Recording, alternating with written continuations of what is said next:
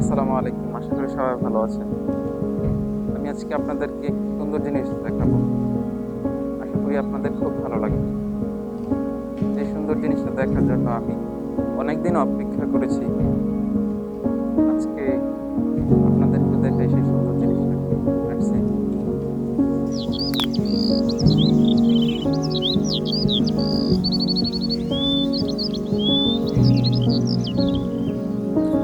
অপরূপ সাজে সেজেছে সূর্যমুখী, আকাশের পানে চেয়ে থাকা এই ফুল যেন সৌন্দর্য পিপাসু মানুষকে আকৃষ্ট করছে। মৌমাছিগুলো ফুল থেকে মধু সংগ্রহ করছে, অন্যদিকে পুচ্চির মায়েরা আসছে ফুল দেখার জন্য। দুটি ফুল যেন পাহারাদার হয়ে দাঁড়িয়ে আছে,